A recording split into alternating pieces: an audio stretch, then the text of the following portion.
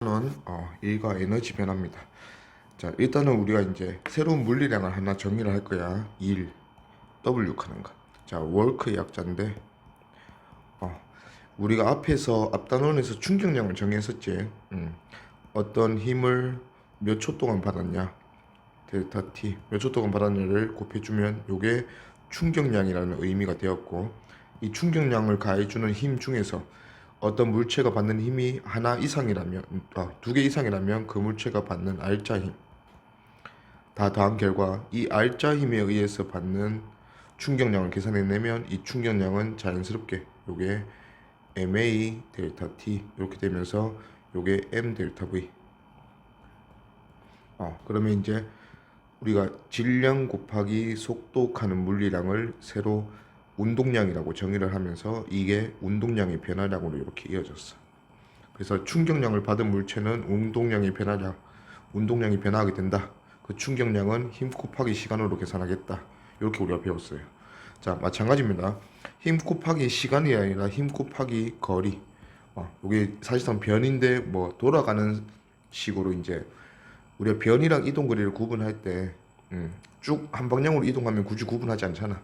돌아가는 운동을 할 때 이제 변이와 이동거리를 구분하는데 그런 식으로 구분하는 일 구하기는 잘 안 나온다 이거지. 그래서 그냥 편하게 생각하면 돼. 힘 곱하기 이동거리.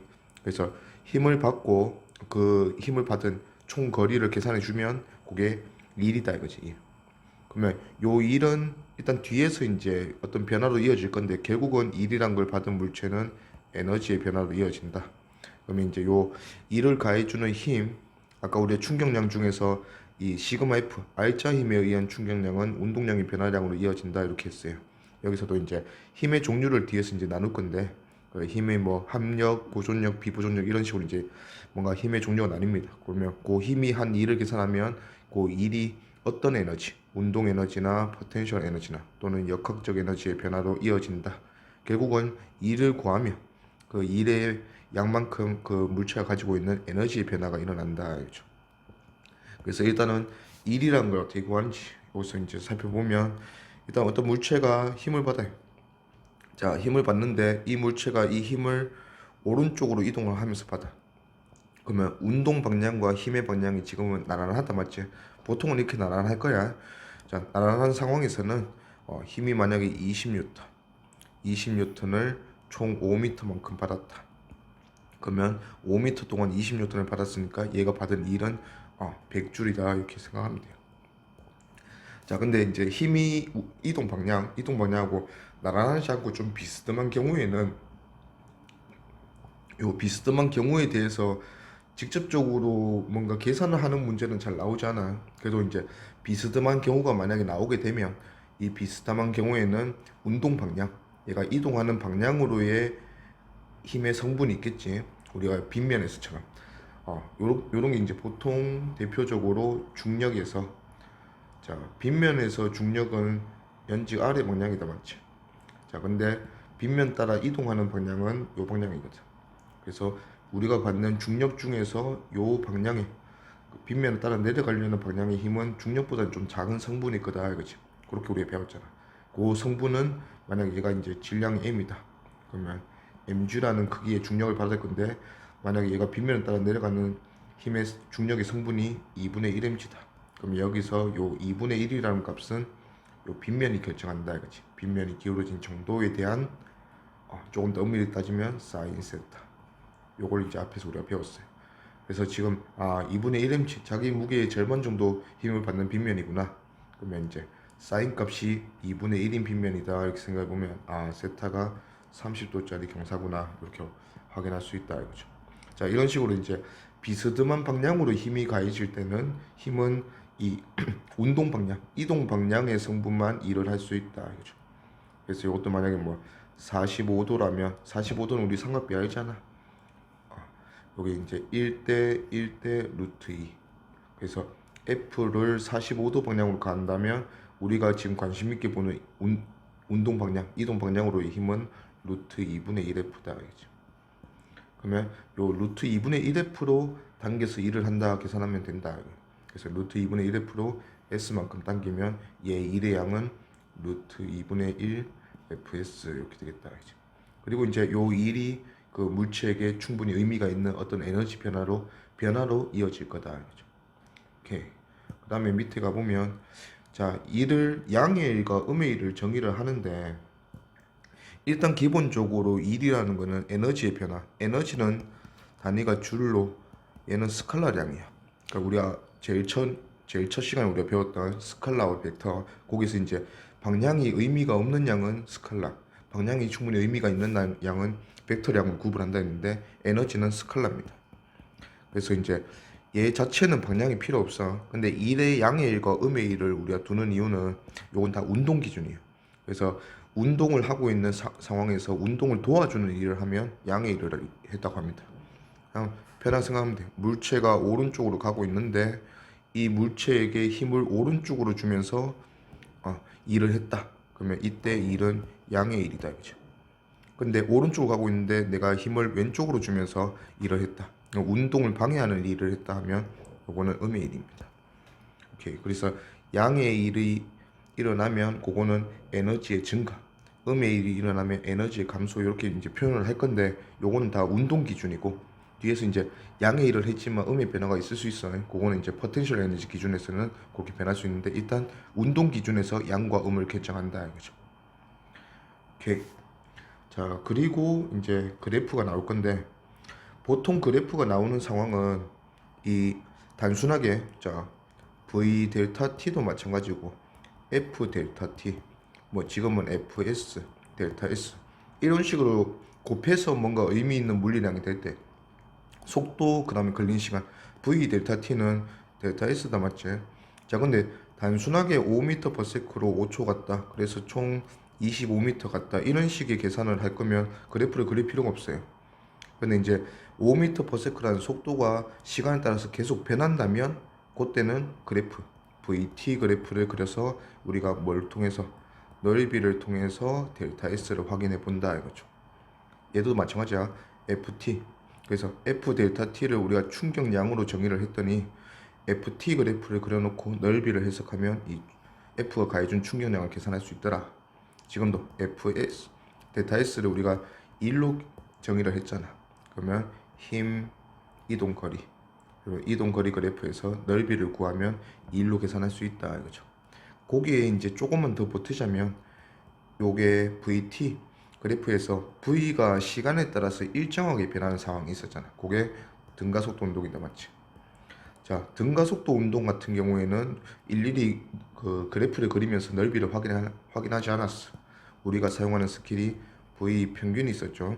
자, 평균 속도를 이용해서 보다 쉽게 델타 S를 변이를 구할 수 있었다 이거지. 자, 그러면 힘 이동 거리 그래프에서도 마찬가지. 일단 넓이가 1의 양인데 우리가 평균을 쓰는 이유는 어떤 특정 힘, 그 힘을 쭉 가해줬다고 생각해도 이 거리 동안 쭉 가해줬다 생각해도 넓이가 전혀 지장을 안 받는 힘이 있다면 그거를 평균 힘으로 쓸 수 있다 했어요.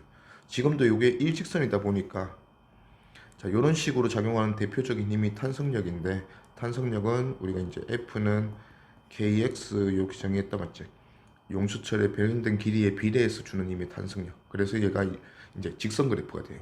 자 그러면 처음에 0이었고 나중에 힘이 만약에 100이 되었다. 요렇게 총 뭔가 10m를 잡아당겼다 이런 상황이 되겠지. 자 그러면 0N부터 일정하게 100N까지 증가시키면서 10m 동안 일을 했으니까 이 넓이는 0과 100의 중앙 50N으로 쭉 10m 동안 일을 했다 해도 넓이를 구하는데 전혀 지장이 없다 이거죠. 그래서 일의 양을 50 곱하기 10으로 500줄 이렇게 쓸 수 있다 이거죠. 그래서 이제 뭔가 평균을 자꾸 쓰겠다는 거는 결국 그 힘 또는 속도가 일정하게 유지된다는 가정하에서 그렇게 계산을 해도 전혀 문제가 없는 상황에서 그렇게 쓰겠다. 그런 식으로 이제 요 넓이를 보다 좀 쉽게 구해서 일을 구할 수 있다 이거지. 오케이 넘어갑시다. 이제 운동 에너지 가능을 이제 정의를 내릴 거예요. 운동 에너지 우리가 처음 듣진 않아요.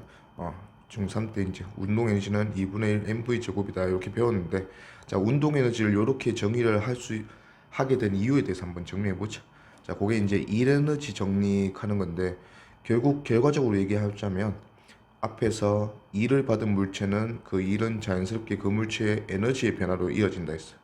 자, 근데 요 1이란 걸 힘 곱하기 그 힘을 받은 총 거리 요걸로 계산했어.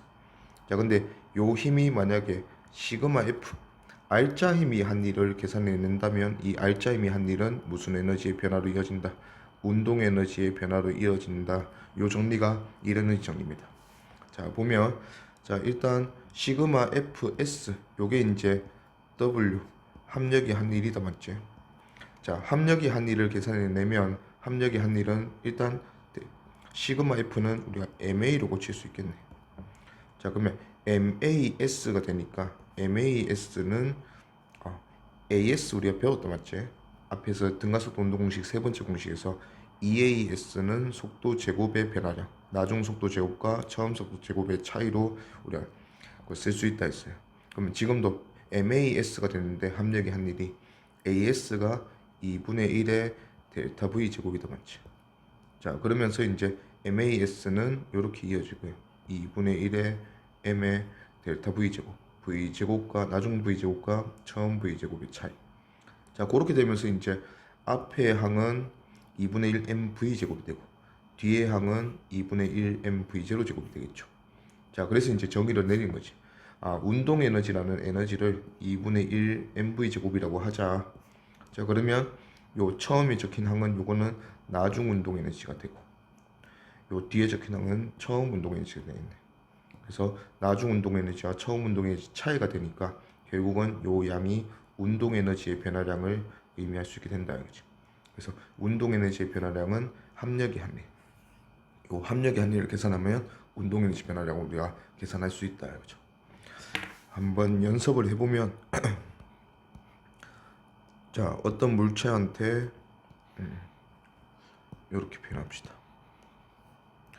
자, 일단 이 물체가 2kg, 2kg이고 오른쪽으로 10m/s로 가고 있었다고 하자.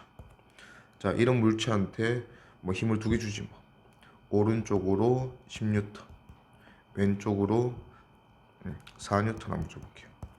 그러면 얘는 시그마 F, 얘는 오른쪽으로 6N을 받는 상황이다 이거지. 자, 그렇게 받는데 지금 요거를 몇 미터 동안 줄까? 10m 동안 줬다고 한번 해보자. 자, 그러면 10m 동안 이런 식으로 2를 받으면 얘는 운동 에너지가 변한다 했어요.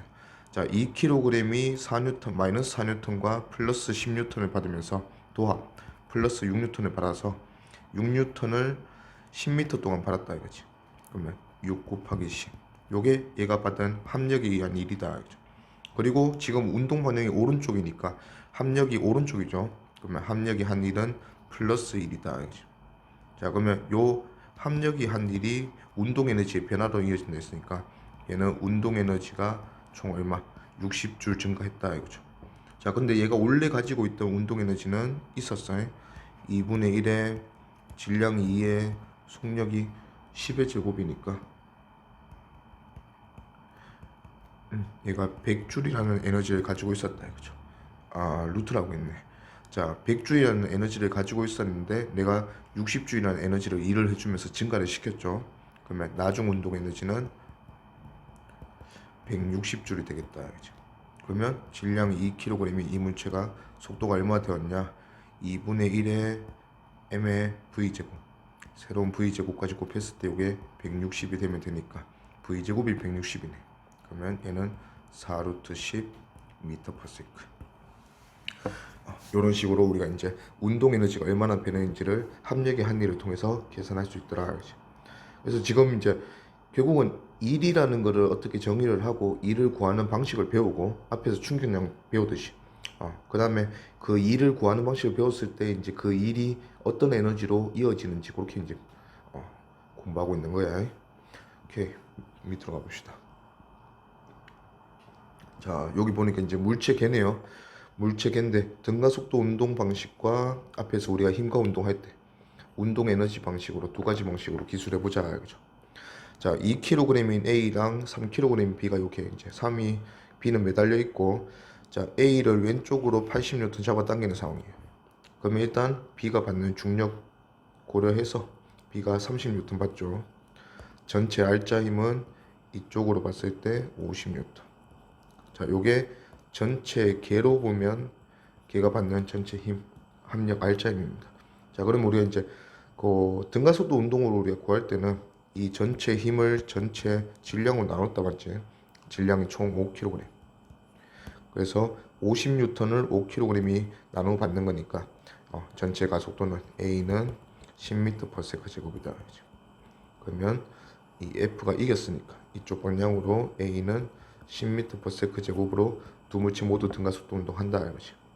자, 그러면 이제 A나 B나 그렇게 이제 등가속도 운동 시키면 되고, 그 다음에 뭐 장력 이런 거 물어보면 그 장력도 맞춰서 그 합력에 맞춰서 주면 된다 이거죠. 자, 운동 에너지로 보겠다는 거는 일단 합력의 한일 우리가 델타 시그마 F계 요 50N이 전체 개가 받는 합력이었다 맞죠? 그러면 50N으로 두 물체 모두 5m만큼 잡아당겨진 거지. A가 5m 왼쪽으로 이동하면 B가 5m 올라가겠네. 그러면 이 5m가 이 물체들이 받는 힘이랑 곱해지면 그게 그 힘이 한 일이다 이거지.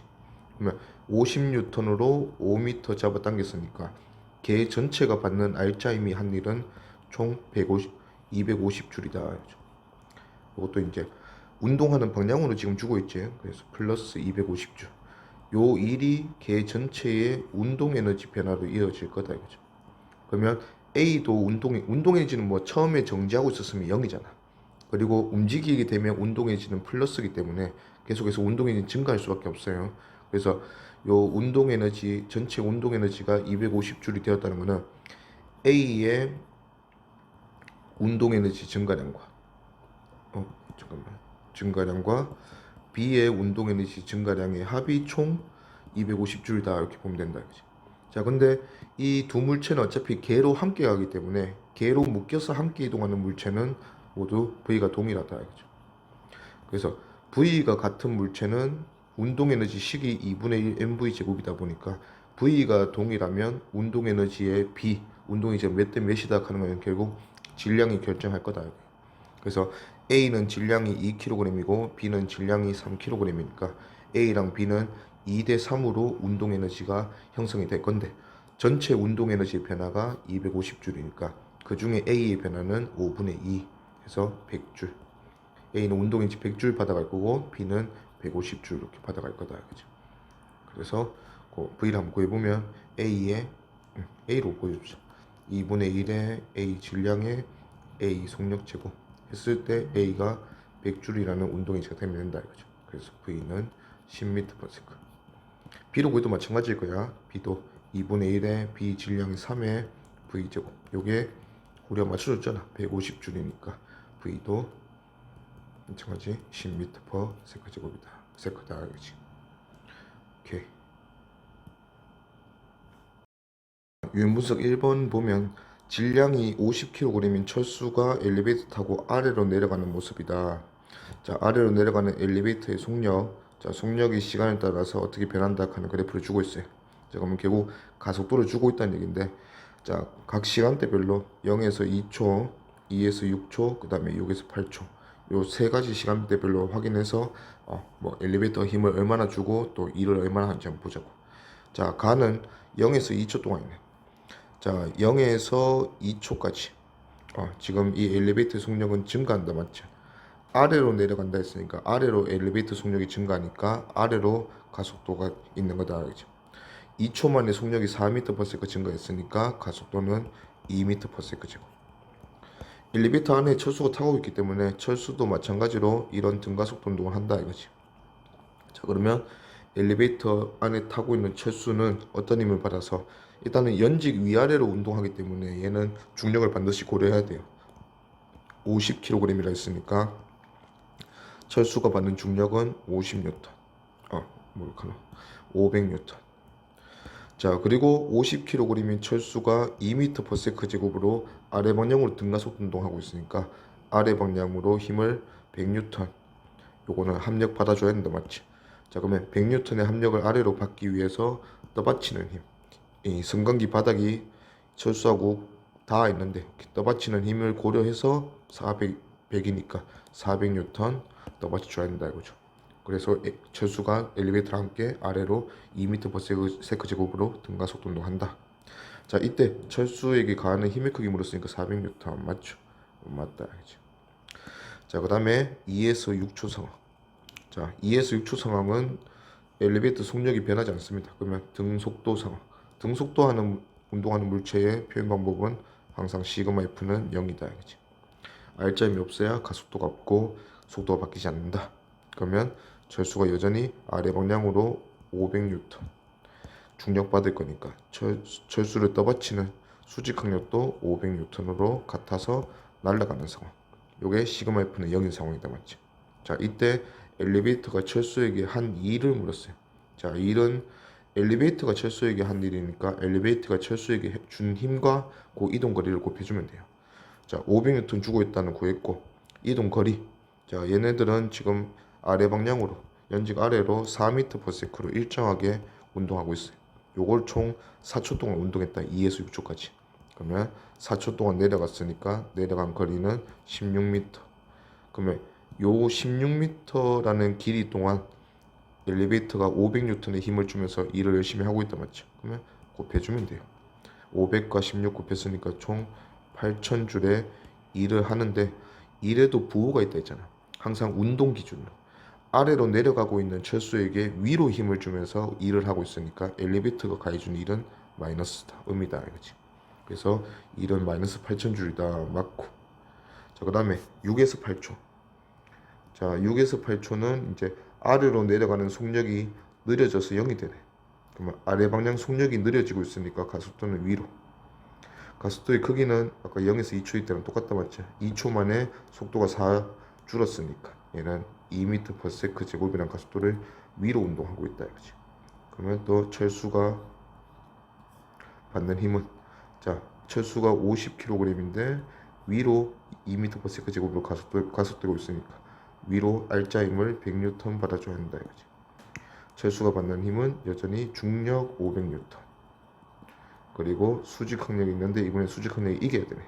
위로 힘을 받아야 되니까. 그래서 수직 항력은 100 더해서 600N 받아줘야 한다. 이거죠. 자, 마찬가지로 엘리베이터가 철수에게 한 일을 물었으니까 요 엘리베이터가 주는 힘 곱하기 준 거리, 힘을 준 이동 거리. 그게 지금 4에서 0 찍으면서 갔다. 맞죠? 그러면 평균 속도 2m/s로 2초 동안 갔다 해도 되니까 얘는 4m 내려갔다. 이거죠. 그래서 600 곱하기 4m니까 2400줄의 일을 했고 여전히 운동 방향이 아래 방향인데 위로 힘을 주면서 했으니까 음의 일을 했다. 이거죠. 그래서 마이너스 2400줄 해야 되는데 2000줄 했으니까 틀렸네. 그래서 답은 가나. 네, 다음 유형 분석 2번. 자, 그림은 자동차가 등가속도 운동을 하고 있는데 일단 등가속도 직선 운동한다 했으니까 이 물체가 받는 시그마 F, 이 물체가 받는 힘이 다 더해서 항상 일정한 상황에서 운동하는 게 등가속도, 가속도가 변하지 않는 운동이다 이거죠. 자, 그러면 이 물체도 결국은 받고 있는 힘을 다 더하면 어느 한쪽으로 일정한 크기의 힘을 받을 건데 여기서 보니까 자동차의 운동 에너지가 C에서가 B에서의 4분의 5배다. 그러면 C에서가 5면 B에서가 4라는 뜻이지. 자, 그러면 일단은 이렇게 써보면 에너지니까 E 있어서 B를 지날 때 운동 에너지가 4이라면 C를 지날 때 운동 에너지는 문제에서 주어진 대로 5이다 이렇게 생각할 수 있겠네. 그러면 오른쪽으로 이동하면서 운동 에너지가 증가하고 있는 거예요. 우리가 결국 관심 있게 볼 거는 운동 에너지 변화량. 이게 뭐가 한 일 때문에 시그마 F, R자 힘이 한 일 때문에 운동 에너지가 변화가 이어졌다 이거죠. 그러면 운동 에너지가 얼마나 변했는지 보니까 플러스 2 요만큼 증가했어요. 자, B에서 C까지는 운동 그 힘을 준 거리가 L이야. 그러면 L이라는 길이 동안 힘을 줘서 일을 했더니 이만큼 일을 해서 에너지를 증가시켰다 이런 상황이에요. 자, 근데 등가속도 운동이다 보니까 시그마 F가 변하지 않아. 그래서 힘이 변하지 않는 상황에서 일의 양은 결국은 거리가 결정할 거다 이거지. 자, 예를 들어서 이렇게 비교하면 되죠. A에서 B까지랑 B에서 C까지 얘가 받는 R자 힘이 한 일은 R자 힘은 어차피 계속해서 오른쪽으로 F라는 힘을 많이 줬다 하면 F가 계속 이어질 거다 이거죠. 그러면 A에서 B까지 가는 동안은 EFL을 받을 거고 E를, 그 다음에 B에서 C까지는 FL을 받을 거다. 이런 양들이 전부 다 운동 에너지로 변화로 계속 쌓일 거다 이거죠. 자, 그러면 이제 요거 B에서 C까지를 기준으로 해서 매겨주자. B에서 C까지 L 길이 동안 받았더니 E를 받았네. 그러면 2L 길이 동안 받아서 오니까 A에서 B까지 오는 동안은 에너지를 E 받아오겠다 이거지. 그러면 운동 에너지 E 증가해서 4E가 된 거니까 얘는 A에서는 운동 에너지가 2E였구나. 다시 한번 똑같은 방식으로 이번에는 CD 구간은 3L이야. 3L이니까 3이라는 2를 3이만큼의 2를 받을 거다 이거지. C에서 D까지 오면서. 그러면 C를 지날 때 운동 에너지가 5E였고 거기에서 3이라는 운동 에너지를 더 받았으니까 D를 지날 때 운동 에너지는 증가해서 8E가 되어 있을 거다 이거지. 그러면 이제 D에서와 A에서의 속력을 비교하는데 일단 운동 에너지가 A에서 운동 에너지는 2, D에서 운동 에너지는 8이. 그러면 총 몇 배? 4배네요. 4배. 자, 운동의 식이 2분의 1 mv 제곱이다 보니까 어차피 자동차는 동일한 자동차니까 질량은 변화가 없겠지. 그러면 요 운동 에너지가 4배가 되려면 V는 몇 배 돼야 되니 묻는 거니까 2배 되면 된다 이거죠. 그래서 D에서가 A에서의 2배다. 답은 2번. 유문석 3번. 자, 그림을 가는 질량이 4kg, 1kg 두 물체 이제 실로 연결해서 물체 개에다 맞지. 자, 그때 A에게 힘 F를 계속 작용하는데 F가 거리에 따라서 이렇게 변하고 있네. 자, 그러면 요 그래프를 통해서 우리가 넓이를 또 계산해 낼 거야. 넓이가 이 F가 해준 1로 계산이 될 거예요. 자, 일단은 물체 개가 F만 받고 2를 받는 상황이었으면 이 F가 시그마 F가 되면서 시그마 F가 한 일, 얘가 운동 에너지의 변화로 이어졌을 거야. 근데 지금 개는 물체 개는 전체로 보면 F도 받지만 뭐도 받아? B의 중력인 반대 방향으로 10N도 받는다 맞지?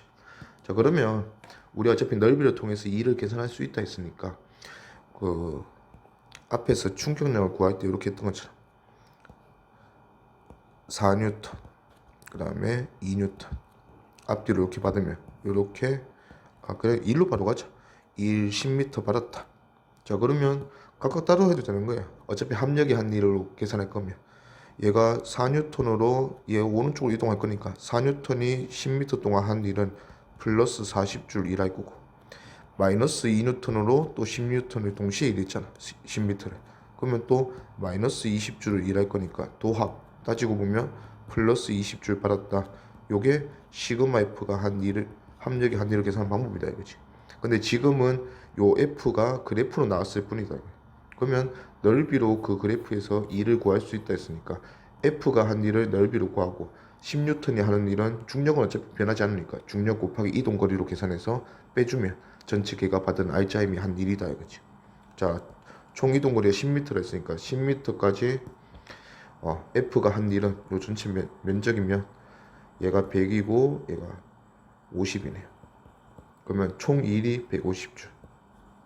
자, F가 한 일은 150줄인데 그 10m 동안 마이너스 10N도 일을 했다 맞죠?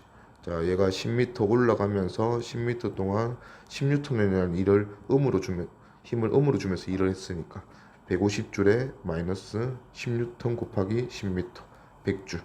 그래서 전체 일은 결국 R자임이 한 일은 50줄이다 이거지. 그러면 요 50줄이 물체 개 전체의 운동 에너지의 변화로 이어졌을 거다. 자, 우리한테 묻는 건 전체 운동 에너지는 아니고 B의 운동 에너지. 자, 그러면 A랑 B는 아직은 물체 개다 보니까 얘들은 함께 운동하면 V가 동일하다. 그러면 V가 동일할 때 운동 에너지의 B는 누가 결정한다? 질량 B가 결정한다. 그렇죠? 그래서 질량이 4kg, 1kg이니까 전체 질량 4대 1에서 1로 차지하는 게 요 B의 운동 에너지다. 그렇지? 그럼 전체가 50줄이니까 A는 40줄, B는 10줄 이렇게 받아가면 4대1로 나눠 받아가겠네. 그래서 B의 운동에 이제 물었으니까 10줄 해주면 되겠다. 그렇죠? 오케이. 자, 유무석 4번인데 물체 A와 B 이것도 개네요. T는 0부터 2T0까지 열심히 이제 전동기가 당겨주는데 T는 T0 절반의 시간이 지났을 때 실이 끊어졌단다. 그러면 이 힘은 그림상에서 보니까 전동기가 당겨주는 힘은 그 이후에는 A 혼자 받으면 되겠다 이거죠.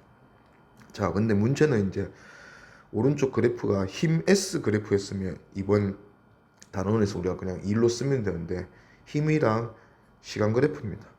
그러면 일단 힘 시간 그래프가 나오면 넓이는 우리가 앞에서 배운 대로 넓이는 충격량으로 가해줄 거예요.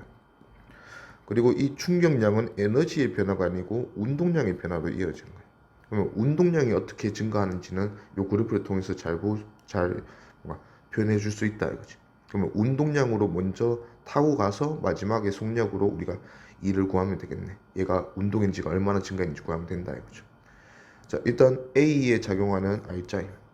자, A에 작용하는 R자임인데 T0 초 이후에 끊어졌을 때 A가 받는 힘은 전동기가 주는 힘 다 받아요. 요게 A가 받는 R자임이야. 그때 받는 게 EF래.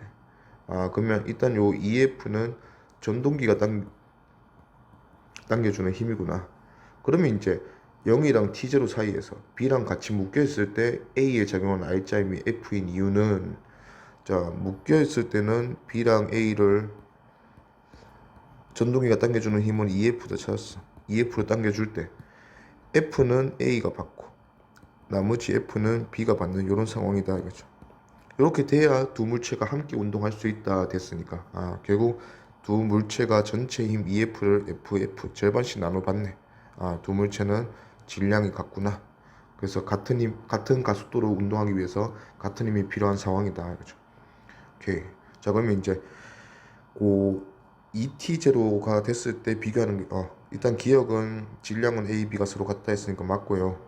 자, 니은 A의 속력을 이제 ET0일 때랑 T0일 때 비교할 거야. 당연히 지금 문제는 운동 에너지보다 운동량이 훨씬 쉽습니다. 바로 보이니까. 자, A에 작용하는 R자 힘이 가해준 충격량, 넓이가 그 물체의 운동량이 된다 했어요. 자, T0까지로 보면 T0까지는 요만큼의 넓이가 얘의 운동량의 변화량이야. 어차피 처음에 운동량이 없었기 때문에 정지했던 물체이기 때문에 이 운동량 변화가 그 물체의 운동량이다 알겠죠. 자, 그러면 요 넓이만큼 운동량을 가지게 된 게 T0고, 자, 그 다음에 이 T0까지 됐을 때는 자, 이제 A 혼자 이 충격량을 다 받는 거야. 그러면 이 넓이가 추가로 A에게 전해지면서 운동량이 증가하게 된다 맞죠? 그러면 이 T0일 때는 이 넓이 전체가 A의 운동량이 될 거예요.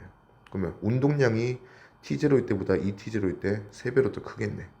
그러면 운동량이 3배면 어차피 같은 물체 A니까 속도가 3배 더 크다 하면 되겠죠. 그래서 이 T0일 때가 T0일 때보다 속력이 3배다 맞죠.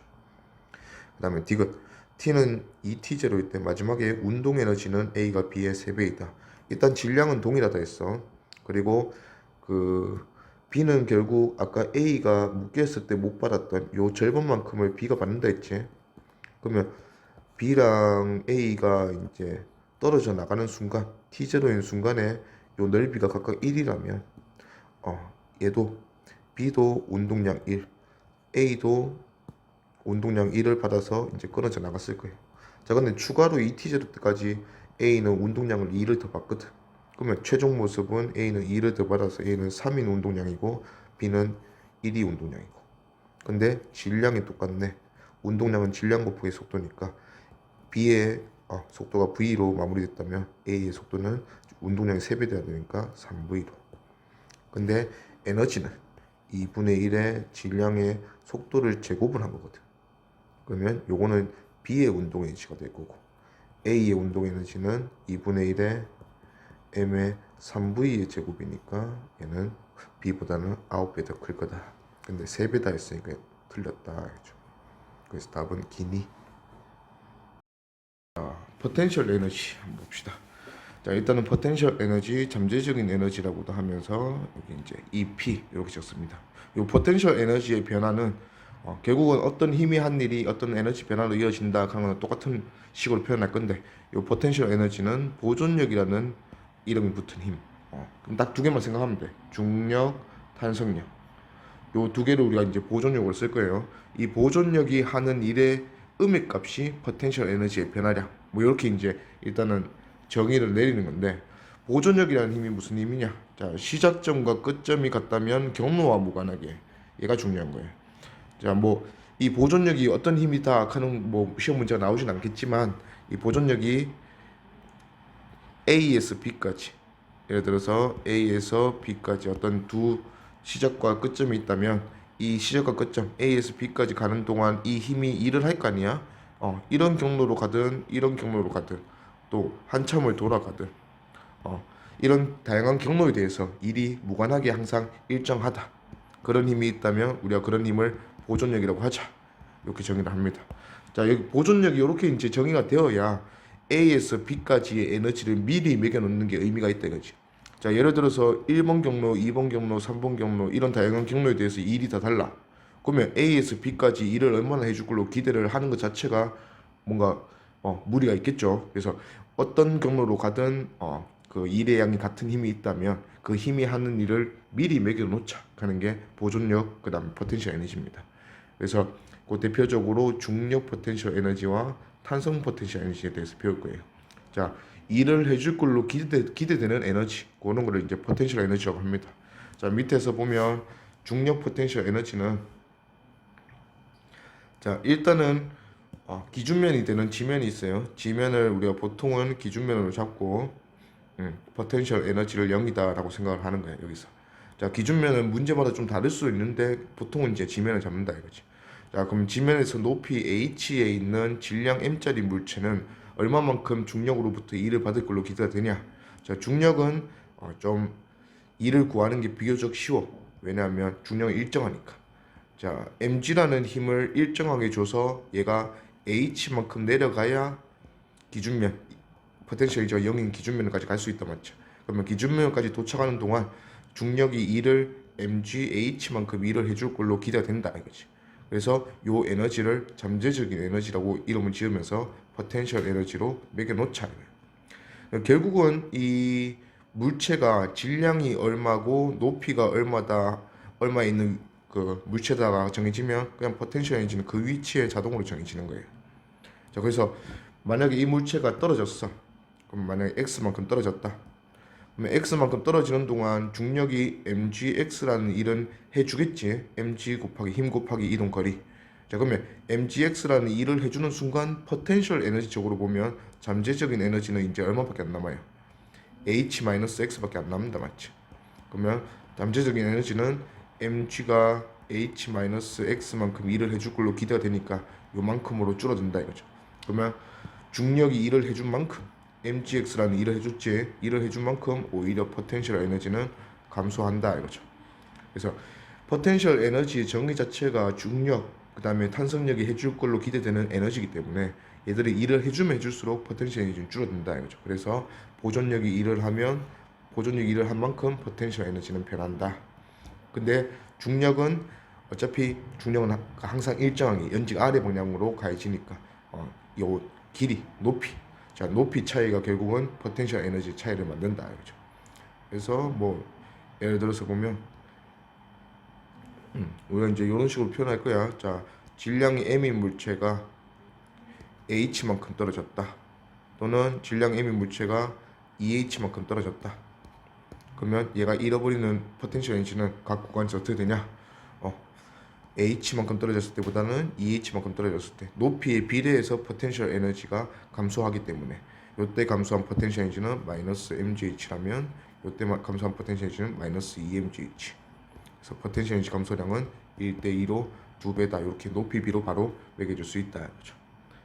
오케이. 그다음에 밑에 탄성력에 의한 포텐셜 에너지. 자, 탄성력도 보존력 중에 하나라 했어요. 중력, 탄성력 두 개만 기억하면 돼. 자, 탄성력에 의한 포텐셜 에너지도 마찬가지로 얘가 일을 해줄 걸로 기대되는 에너지 기준면을 기준으로 해서 자, 용수철에서는 용수철의 원래 길이 상태 아무것도 배련되지 않는 상태를 기준 잡습니다. 자, 얘를 x는 0 포텐셜 에너지가 지금 0인 상태로 기준을 잡으면 자, x만큼 늘어나 있는 용수철은 일을 얼마만큼 해줄 걸로 기대가 되니 요거를 포텐셜 구해서 포텐셜 에너지로 매겨주면 됩니다. 자, 보면 일단 이 탄성력이라는 힘은 x에 비례하는 힘이야. F는 배련된 길이에 비례해서 kx. 자, 그러다 보니까 이 지금 상태에서는 얘가 주는 힘이 kx겠지. x만큼 배련됐으니까. 자, 근데 요 x만큼 배련된 길이가 결국은 자연 길이로 돌아갈 때까지 이 힘이 일을 얼마만큼 하는지를 우리가 매겨놔야 되는데 kx라는 힘을 쭉 x 길이 동안 요 x 길이 동안 돌아가면서 kx라는 힘이 쭉 작용한다면 그냥 kx랑 x 곱할 거야. 하지만 이 kx라는 힘은 이 돌아가면 돌아갈수록 자연기로 돌아가면 돌아갈수록 힘이 줄어든다, 맞지? 그래서 힘이 변하는 상황이기 때문에 일단은 그래프를 한번 그려봅니다. 자, 탄성력과 늘어난 길이 x에 대한 그래프예요. 자, 지금은 x만큼 늘어났을 때를 시작으로 했고 이때부터 자연 길이, 원래 길이로 돌아갈 때까지 넓이, 이 넓이가 탄성력이 일을 해줄 걸로 기대되는 에너지다 이거지. 자, 근데 우리가 이런 식으로 뭐 이 넓이를 구하면 돼. x고 요 길이는 x일 때 주던 힘 kx 남았지. 그러면 kx랑 x의 삼각형 면적이니까 2분의 1 kx 제곱입니다. 근데 이제 이런 상황에서는 이 평균이라는 스킬도 우리가 쓸 수 있다 이거죠. 앞에서 했듯이. 자, 그래서 처음에는 지금 여기가 마이너스 kx로 잡아당기고 있는데 나중에는 결국 탄성력이 0이 될 거거든. 그러면 kx로 시작된 힘이 0으로 될 때까지 일정하게 감소하기 때문에 얘는 그거에 딱 평균값, 평균 속도 구하듯이 2분의 1 kx라는 힘으로 x라는 길이를 일정하게 힘을 줘서 잡아당기면서 하는 일이다 이거죠. 그래서 2분의 1 kx 제곱. 자, 이거 포텐셜 에너지 식은 운동 에너지 식, 이거 mgh 뭐 2분의 1 mv 제곱 그다음에 2분의 1 kx 제곱 정도는 외워줘야 됩니다. 자, 2분의 1 kx 제곱은 x에 의해서 결정이 나는 힘이야. 그래 에너지야. 그래가지고 결국은 얘들도 뭐 계산할 때는 위치처럼 계산할 거예요. 예를 들어서 어떤 용수철이 k가 용체 상수가 200이다. 자, 근데 얘는 원래 자연 길이에서 2m만큼 압축된 상태다. 그러면 얘는 이 위치에 있기 때문에 이미 잠재적인 에너지를 가지고 있다. 용수철이 얘한테 일을 해줄 걸로 기대되는 에너지가 있다는 얘기지. 그러면 2m 압축된 용수철 K가 200이면 요 식대로 2분의 1에 K의 X제곱 2의 제곱 해서 400줄. 아, 얘는 요 위치에서 이미 400줄의 에너지를 가지고 있구나. 자, 그러면 이런 놈이 좀 이동하다 보면 1m 변형된 위치, 1m만큼 압축된 위치까지 이동을 했다 이거죠. 그러면 얘는 용출로부터 일을 얼마나 받았냐? 일을 받았으면 받은 만큼 포텐셜 에너지가 줄어들 거야. 그래서 1m인 지점까지 가면 포텐셜 에너지가 2분의 1의 K의 1의 제곱으로 줄어듭니다. 그러면 요거는 100줄이잖아. 아, 그러면 포텐셜 에너지가 400줄 있다가 포텐셜 에너지가 100줄 남았네. 그러면 용수철이 얼마만큼 일을 해서 돌려줬다. 300줄의 일을 해서 돌려줬다. 요게 포텐셜 에너지의 변화량이다. 그렇죠?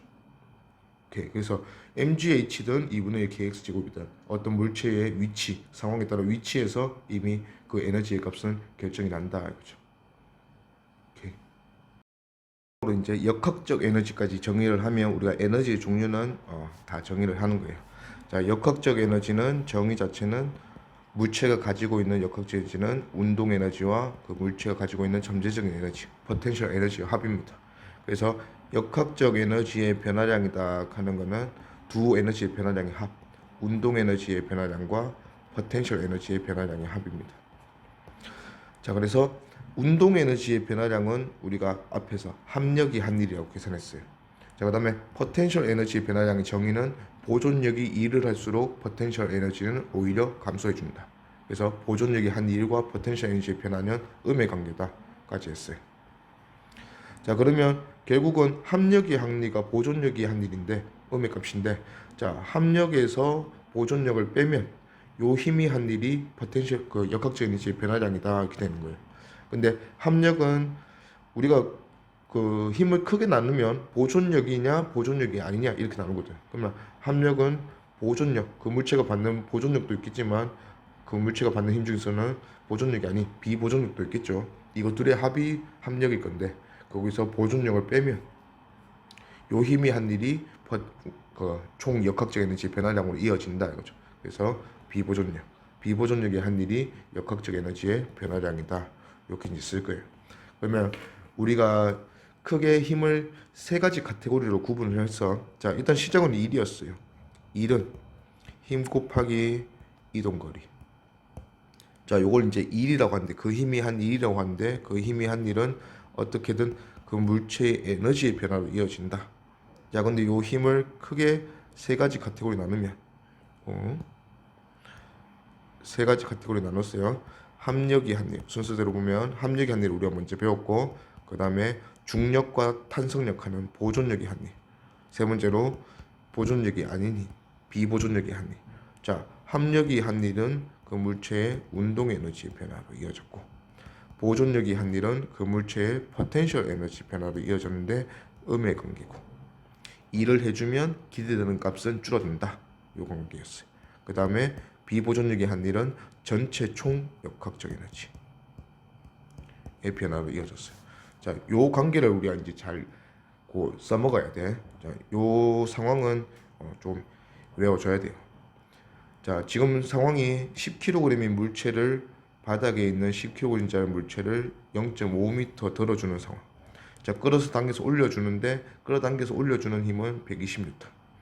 자, 항상 위아래 운동에서는 반드시 물체가 받는 중력을 고려해 줘야 된다 이거지. 자, 그러면 지금 이 물체가 받는 힘은 총 두 가지 힘이 있어요. 위로 끌어당겨주는 힘, 장력. 그 다음에 아래로 얘가 받는 중력. 자, 근데 중력은 10kg이니까 얘가 100N 받아요. 그러면 요거는 이제 중력, 보존력이야. 그 다음에 위로 당겨주는 힘 120N 끌어당겼어. 얘는 중력도 탄성력도 아니지. 그래서 그거 둘 다 아니면 비보존력입니다. 자, 그 다음에 이 물체가 두 개의 힘을 받은 결과 위로 120이 좀 더 크지. 위로 20N. 이렇게 구하면 요거는 합력이에요. 위에 세 가지 상황을 다 표현했다 이거지. 자, 그러면 각 힘이 한 일들은 결국 요런 세 가지 에너지의 변화로 이어질 거다 하는 정의가 그렇다 이거지. 그거는 이제 보면, 자, 일단 120N, 100N 받고 알짜 힘으로 20N 받았어. 자, 알짜 힘이 한 일이 얼마냐? 자, 이를 구하려면 이동 거리를 곱하면 됩니다. 그러면 이 모든 힘을 받으면서 결국 이동한 거리는 0.5m로 똑같아. 그러면 알짜 힘이라는 20N에 곱하기 5m. 이건 곱하기는 공통으로 하죠. 곱하기 0.5m라는 이동 거리를 곱해주면 알짜 힘이 한 1이 나옵니다. 요게 10줄이다 맞죠? 자, 10줄이고 지금 힘의 방향이 그 물체가 올라가는 운동을 하고 있기 때문에 운동 방향이 위로니까 위로 힘을 줘서 일을 하면 이런 힘들은 플러스 1이에요. 아래로 힘을 줘서 일을 하면 이런 힘은 중력 같은 힘은 지금 마이너스 1을 하고 있다 이거지. 자, 그러면 일단 운동 에너지의 변화량은 합력의 한 힘 플러스 10줄. 요게 얘의 운동 에너지 변화량이야. 자, 그 다음에 보존력 100N 중력이라는 힘이 한 힘. 자, 100N 왜 자꾸 여기서 자, 보존력 100N이 힘이 한 힘. 자, 100N도 마찬가지 0.5m 동안 당기면서 일을 했는데 음의 방향, 운동 방향과 반대 방향으로 일을 했으니까 보존력이 한 일은 마이너스 50줄이다. 자, 보존력이 마이너스 50줄을 일을 하다 보니까 보존력이 한 일과 포텐셜 에너지 변화는 음의 관계가 있어요. 그래서 포텐셜 에너지는 오히려 증가. 당연히 위로 올라갔으니까 증가하겠지. 50줄만큼 증가했다. 그죠? 자, 그 다음에 마지막으로 비보존력이 한 일. 지금은 비보존력이 이 사람이 끌어당겨주는 장력이에요. 그럼 비보존력 120N이 0.5m하고 또 곱해져서 비보존력이 한 일은 총 60줄. 근데 비보존은 또 위로 잡아당기면서 일을 했으니까 플러스 60줄. 요 플러스 60줄은 얘는 총 역학적 에너지로 변화로 이어져야 한다. 일단 정리상 그렇다. 자, 그러면 결과적으로 보니까 얘는 바닥에 있었으니까 바닥에서 정지하고 있었으니까 운동 에너지도 0, 바닥에 있으면 기준면 포텐셜 에너지도 우리가 기준을 0으로 잡는다 맞죠? 자, 그러면 바닥에 있는 상태에서 운동 에너지랑 포텐셜 에너지는 둘 다 00이었어요.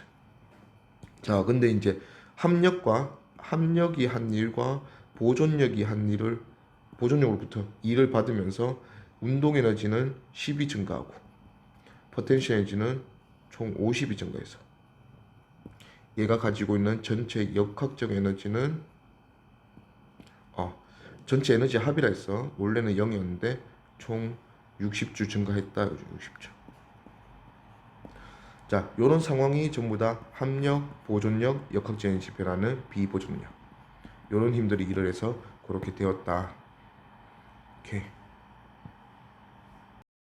연물석 5번 봅시다. 자, 자, 그림 가는 경사각이 일정하고 마찰이 없는 경사면에서 2kg이 내려오고 있는데 오른쪽 그래프를 보니까 이 물체의 속도 시간 그래프. 자, VT 그래프니까 기울기에서 우리가 가속도를 확인할 수 있겠네요. 자, 2초 만에 10m/s 증가했으니까 가속도는 5m/s 제곱이다. 자, 이것도 뭐 빗면에서 어떤 물체의 가속도가 5다. 즉 중력 가속도의 절반이다 하는 요 2분의 1은 경사가 결정합니다. 그래서 경사가 이 경사에 대한 사인 값이 2분의 1인 경사구나. 그래서 요게 30도다 하는 것도 우리가 알 수가 있어요.